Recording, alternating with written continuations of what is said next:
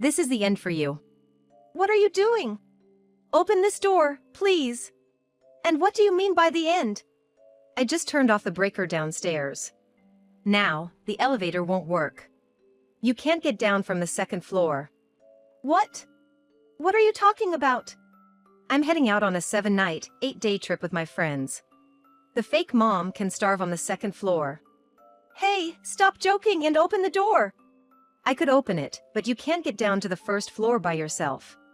Your smartphone and computer are downstairs, so you can't call for help. Dad's on a business trip and won't be back for 3 months. The situation looks pretty hopeless. My husband's daughter, Emily, really left me, a wheelchair user, stranded on the second floor and went on her trip. This was crossing a line. A week later, when Emily returned home, she felt something was off. As she climbed the stairs. Why are you looking so chipper? It seemed Emily couldn't grasp the situation, so I decided to explain it to her. This would probably be my last lesson to her as a mother, so I took my time, explaining carefully. My name is Jennifer. I'm a 34-year-old programmer. Just a regular person in her 40s with a job, a marriage, and kids. But there's one thing that sets me apart. I've been wheelchair-bound since a traffic accident in middle school. When the accident happened, I was unconscious for 3 days and bedridden for treatment after waking up.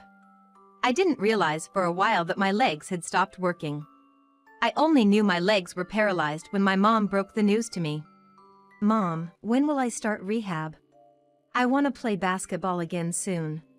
If I take it easy, I might lose my spot on the team. I think the doctor will have something to say, but the truth is, I cried all day after hearing the cruel reality from my mom. It must have been hard for her to tell me. She cried with me all day. But my tomboyish, mischievous, and lively nature helped me bounce back quickly. Well, what's done is done. What matters is what comes next. Life in a wheelchair was inconvenient, but not as bad as I had imagined. Over 20 years have passed since the accident, and I've adapted so well to wheelchair life that it surprises people. I still have some upper body strength, so I can manage the bathroom alone if I try. I chose a company understanding of my wheelchair needs and now mainly work from home. I go to the office about 2 or 3 times a month for meetings, commuting by car. I drive myself. I use a specially adapted vehicle that can be operated solely with my hands, and sometimes I go for drives on weekends. I enjoyed wheelchair basketball in my 20s. There have been challenges, but overall, I'm satisfied with my life. I even managed to get married, something I had given up on because of my disability. Does this setup work for you? Your parents' house seemed more elaborate. That was just my parents going overboard because they weren't sure what I needed. This is enough for me. We just need to install a lift for the stairs. I can't install a lift myself. Guess we'll have to wait for the professionals. I married Kevin, who is 7 years older, just last year. Our meeting wasn't dramatic, just a typical workplace romance.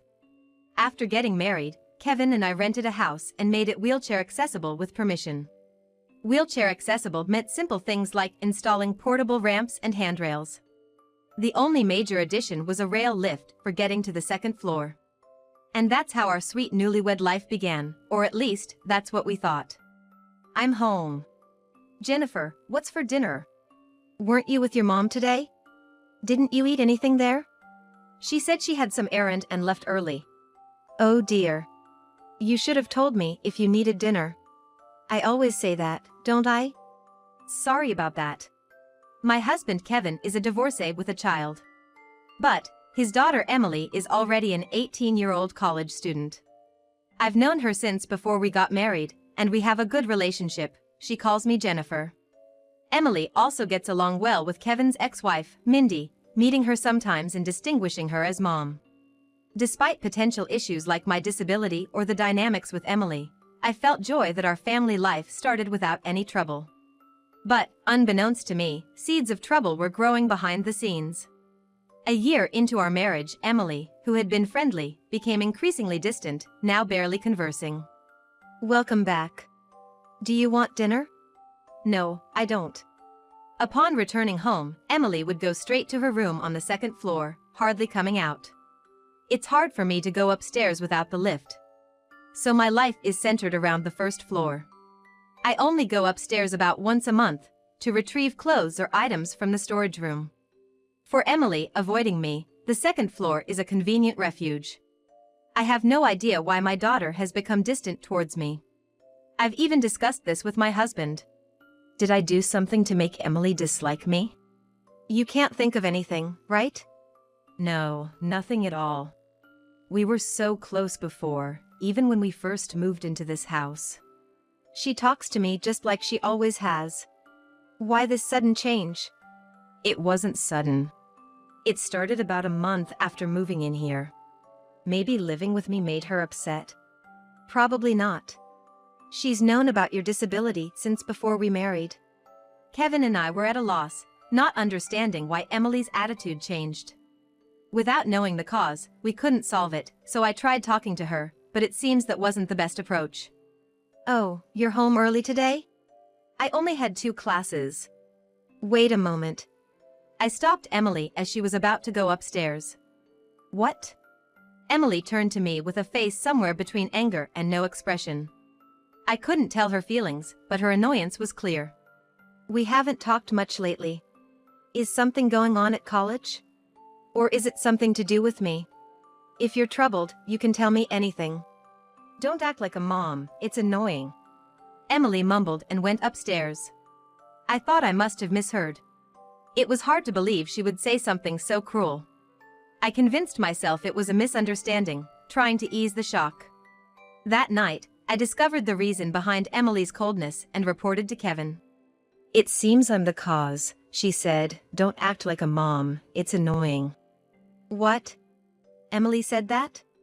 Kevin was furious, leading to a family meeting.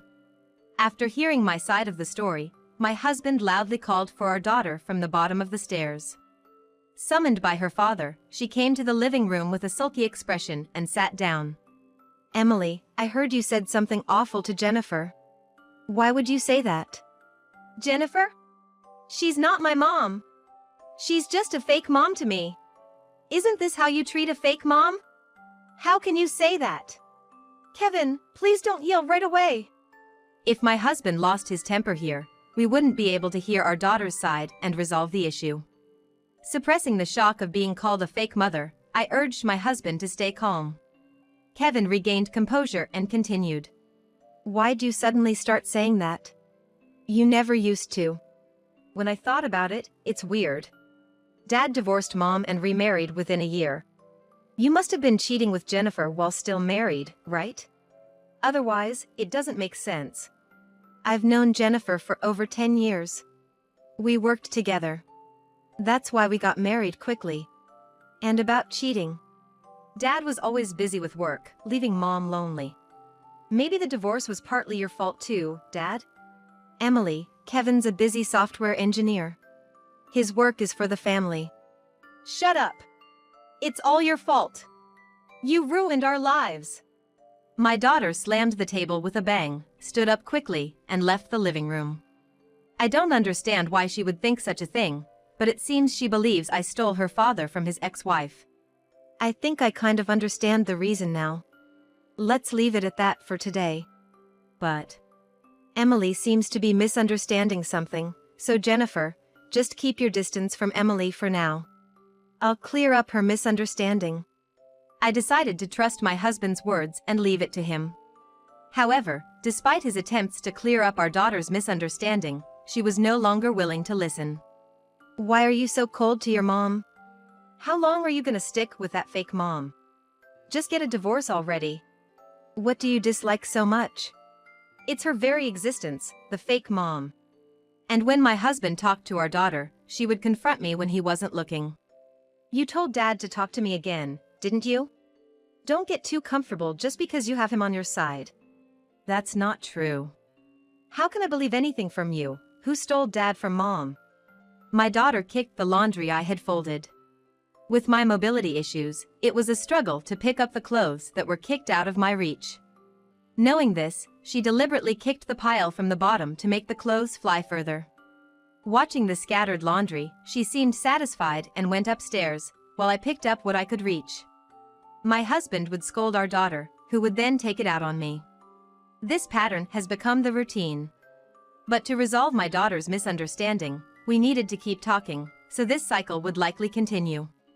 However, just when I was preparing to keep dealing with my daughter patiently, my husband's long business trip was unfortunately scheduled.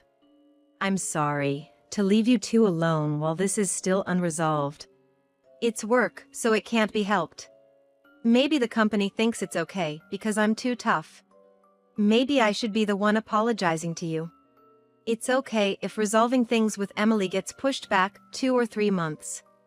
I sent my husband off with a smile, not wanting to worry him more than necessary. Honestly, I felt uneasy about being alone with my daughter for 3 months. But there hadn't been any physical violence, so I shouldn't be overly anxious. That's what I thought, but my daughter's behavior escalated quickly once my husband was out of the house. 3 days after he left for his business trip. Huh? Why is the picnic blanket here? Maybe Emily was using it? But she seemed to have left earlier. I decided it was okay to tidy up the picnic blanket and took it to the storage room upstairs. As I went upstairs, I heard the front door open. Huh? Is Emily back already? Curious about my daughter but continuing to the storage room, I placed the picnic blanket inside. Suddenly, the door to the storage room slammed shut. This is the end for you. What are you doing? Open this door. It seemed I had fallen into my daughter's trap. She was holding the door from the outside, and I couldn't budge it from my wheelchair. However, the storage room door didn't have a lock. She couldn't keep holding it forever, so what did she mean by the end for me? Do you want me to open it? I'll open it soon, but first, just listen to me. I don't want to see your face, and you move surprisingly quickly for someone in a wheelchair. So, she locked me in the storage room to avoid any retaliation from me. Indeed, being physically trained in basketball, I could understand her caution. But apart from that, her decision wasn't very wise. Do you think I'm going to hit you?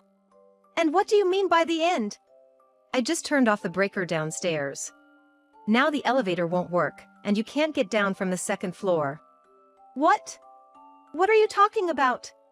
I'm going on a 7-night, 8-day trip with my friends, so I'll help you in a week. Starve on the 2nd floor, fake mom. Hey, stop joking! Open the door! I could open it, but you can't get down to the 1st floor alone. Your smartphone and computer are downstairs, so you can't call for help, and Dad's on a business trip and won't be back for 3 months. The situation looks pretty hopeless. Why are you doing something so terrible? Because you stole Dad from Mom. Just get a divorce already. Then Mom can remarry Dad. She even broke up with her boyfriend, thinking Dad would come back to her if she knew about Mom's feelings. Kevin would never remarry Mindy. Because... What do you know? Good luck surviving. The sound of hurried footsteps faded away. Emily must have run out of the house, and when I opened the door of the storage room, no one was there. I stepped into the hallway and headed towards the stairs. Passing by Emily's room, I noticed a board about 8 inches high fixed at the bottom of her door. It's made so the door can be opened, but I can't enter the room in my wheelchair. Emily had found a clever way to trap me on the 2nd floor while also maintaining her privacy. Reaching the stairs, I found a few pieces of bread and a bottle of water on the floor. Likely a precaution to ensure I didn't starve to death. However, while I could drink tap water for hydration, the bread was clearly not enough for a week. Her intent to starve me seemed serious. This has crossed a line. I resolved to teach Emily and whoever orchestrated this situation a harsh lesson. A week later, Emily returned from her trip. I secretly observed her taking off her shoes at the entrance, hiding at the back of the room. She stepped into the house and started looking around. Sensing something different about the house today. The stair lift was on the 1st floor, and there were unusual shoes at the entrance. However, my daughter, seemingly oblivious to this, felt something was off but couldn't quite put her finger on what it was. As usual, she quickly went upstairs without realizing the exact cause of her unease. I followed her, and halfway up the stairs, I heard her loud voice. Why are you here? Shall I explain? What? How come you're looking so well? Emily was surprised to see me peeking from the storage room and even more startled when I spoke from behind her. My daughter, in a state of constant surprise and confusion, widened her eyes and stared at me, desperately trying to make sense of the situation. "You're not starving at all." "Of course, I'm not. You might have thought you trapped me on the second floor, but that wasn't really a trap." "But wasn't the stair lift supposed to be unusable?" "The lift is battery-powered, so it works even when the breaker is off. It's a standard feature for power outage situations." "Then..." "Yes, right after you left for your trip, I went downstairs using the lift. Even if it hadn't worked, I could have asked for help from a window. As for the breaker, I usually use a stick to reset it, so no issues there. And thanks for the bread, by the way. It made a nice snack." Emily had grown cold towards me about a month after moving in. Because she reduced her interactions with me early on, she never fully understood the extent of my mobility limitations. Even after living together for a year, she didn't fully grasp how the stair lift worked. Right after she left for her trip, I went downstairs as usual and immediately called Kevin to report what had happened. When Emily learned that I wasn't starving, she quickly looked towards the storage room and pointed to a person sitting there in Siza, shouting, "Why is Mom here? And why is she sitting like that? What are you up to?" "I'll explain that."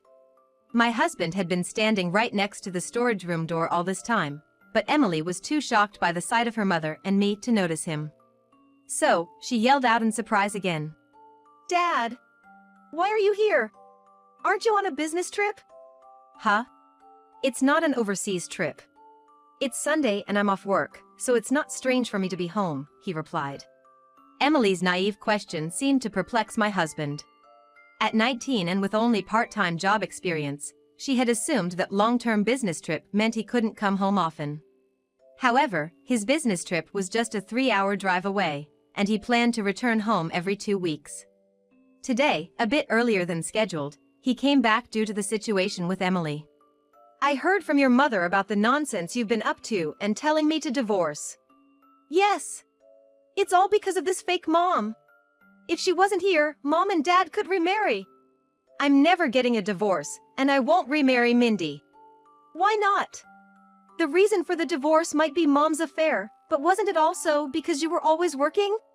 Besides, Mom can't forget you, she's repented, and left her affair partner, waiting for you." Hearing Emily's words, my husband and I sighed. Mindy, unable to bear the tension, her head bowed, staring at the floor. "Mindy, explain it yourself. That's why I brought you here." "Yes. The affair was not because of your work. It was just me enjoying playing around with men," Mindy confessed. "Lies, right? You said the affair was because of Dad's work. And that you left the other man because you couldn't forget Dad?" "It's not like that. I was dumped again because of my infidelity. I've always had a low income from part-time jobs. Over 40 now, I can't find a new job or catch a new man. Struggling for money, I thought of getting help from Kevin again. But then I heard he remarried." "So you fed Emily lies about me having an affair with Jennifer even before the divorce, trying to disrupt our life and set the stage for a divorce?" "Yes. That's true." When Emily locked me upstairs, Mindy had mentioned wanting to remarry Kevin. So, after hearing from me, Kevin immediately contacted Mindy. Upon confronting her, it became clear she had been manipulating Emily. The quickest way to clear Emily's misconception that I stole Kevin from Mindy was to let her hear the truth from Mindy herself. Therefore, Kevin arranged for Mindy to be at the house when Emily returned from her trip. "What? So, I was deceived by Mom?" It seemed as if Mindy was the mastermind and Emily a victim. But even if deceived, Emily had crossed a clear line. So, Kevin prepared to take a firm stand. "Mindy is at fault for deceiving Emily, but you're also wrong. You went too far. Don't come back to this house." "What do you mean? I was deceived." "Even if you were deceived, you tried to starve your mother by locking her upstairs. If the lift hadn't worked, you could have been arrested for unlawful confinement. I can't acknowledge someone who does such things as family." Emily's actions didn't constitute unlawful confinement since the lift worked. But that was just the outcome. She intended to confine me upstairs, making it a serious crime.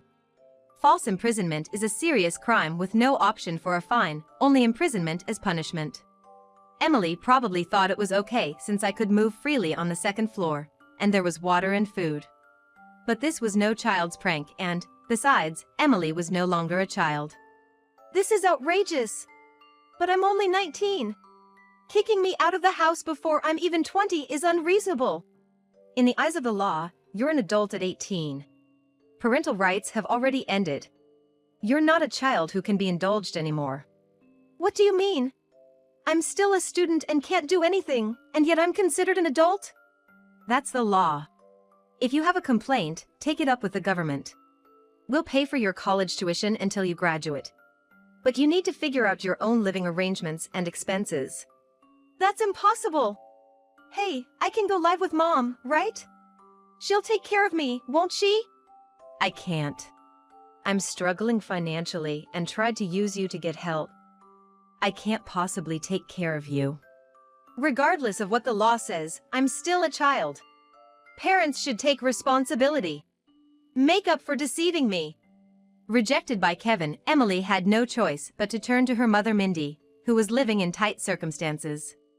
I could also turn to Kevin, Mindy, or our grandparents, but none of them were close enough to the university.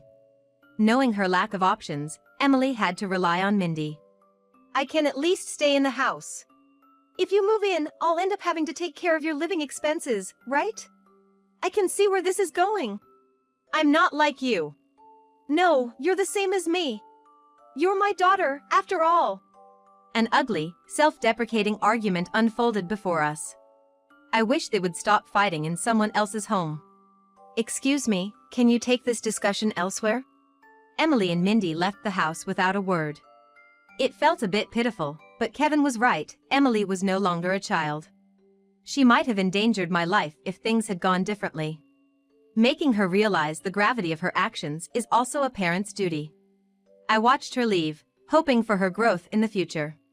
In the end, Emily moved in with Mindy. Mindy was living in a cramped, cheap apartment due to her financial situation. Emily moving in meant a cramped life with no privacy. Mindy told Emily to contribute to some of the living expenses like rent and utilities. Since Kevin wouldn't provide anything other than tuition, Emily had to pay these expenses from her part-time job earnings. But as a student, she couldn't always work. Most of her earnings went to living expenses, leaving her no money to hang out with friends. It must be tough for her at an age when socializing is everything. She might even lose friends due to being seen as unsociable. Well, she should accept this as a consequence of her actions. Mindy's life became a bit easier now that she received some financial help from Emily. But instead of getting a full-time job, she continued working part-time. Emily, frustrated by the lack of money, often argued with Mindy, "You should get a full-time job, not just part-time. You're planning not to pay living expenses once my income increases, aren't you?" They often have these kinds of arguments about money. Kevin seems open to supporting Emily if she shows remorse, but that appears to be a ways off. With Emily gone, our life as a couple has begun. Though we've been married for over a year, it feels like we're newlyweds again, and we're enjoying our time together.